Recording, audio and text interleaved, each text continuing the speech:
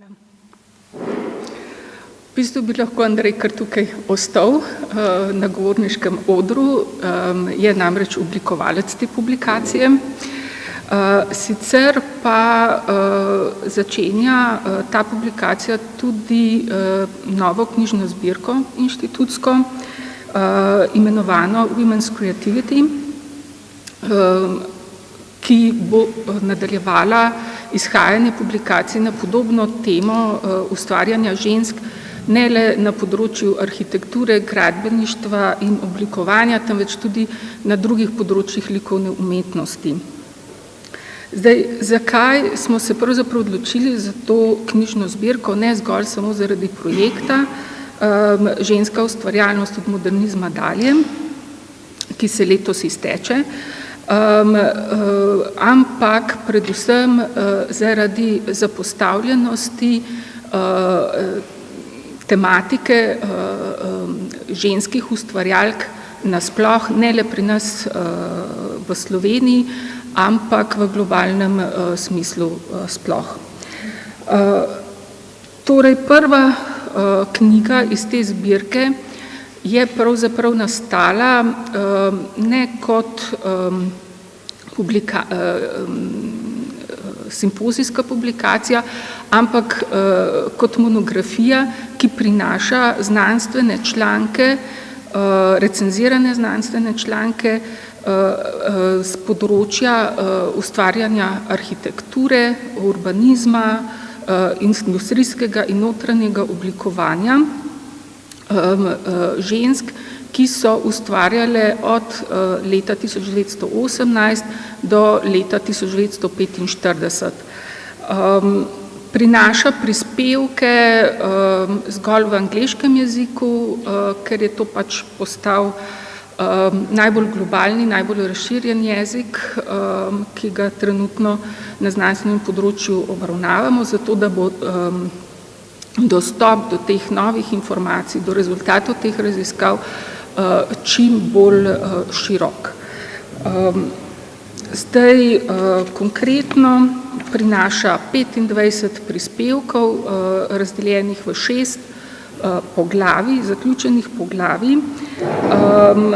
In sicer prvo poglavje nagovarja raziskovalce oziroma tiste, ki bi jih pač ta tematika zanima, je naslovljeno Crossing Geographies in torej, kot že rečeno, nagovarja tiste, ki se ukvarjajo z migracijo, pomenom migracije, seveda v današnjem času razumemo potem nekaj drugega, bolj aktualnega, ampak migracije so od nekdaj bile in so plemenitile kulture v širšem pogledu, tudi umetniki, ustvarjalci so se selili, in med drugim tudi ženske, ki so pač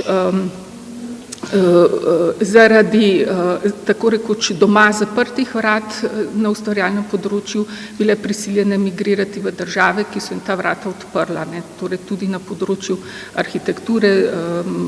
Članki v tem poglavju so usmerjeni predvsem v selitev v tem obdobju v Sovjetsko zvezo, kjer je bila potreba po arhitektih zelo visoka in so seveda sprejemali tudi ženske ustvarjalke, ki so delale na enakovrednem nivoju, torej že v 30 letih v arhitектuri predvsem. Potem je poglavje Pioneers and Organizations, tudi na področju različnih arhitekturnih organizacij. Že v tistem času so bile ženske precej aktivne, imele so celo vodilne vloge, žal je v tem sčasoma vedenje nekoliko zamrlo. Potem poglavje Home, torej dom, je posvečeno možnostim, ki so jih ženske, ki so se tradicionalno vedno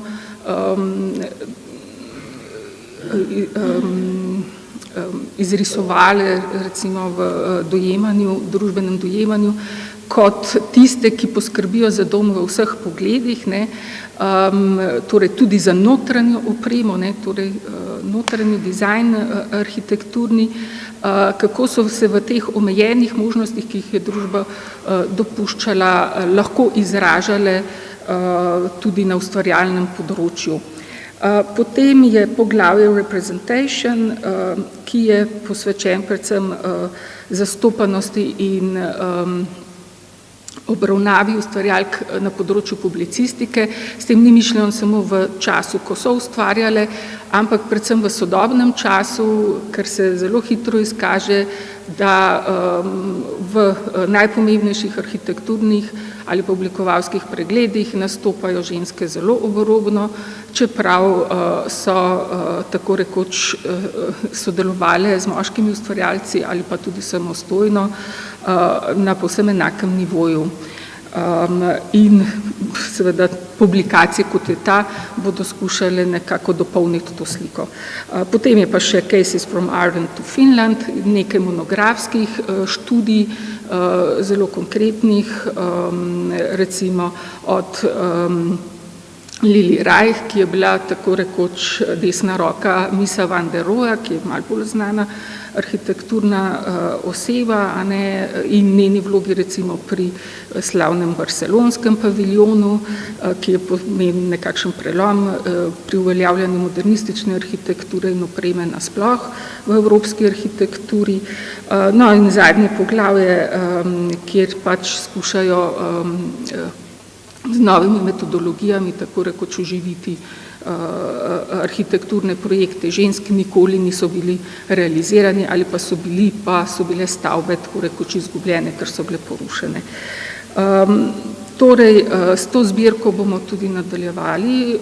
Za letos pripravljamo še 2 knjigi, ki boste zajeli še obdobji od leta 1946 do 1968 in potem naslednja od leta 1969 do 1989, tako da bi nekako 20. stoletje pokrili.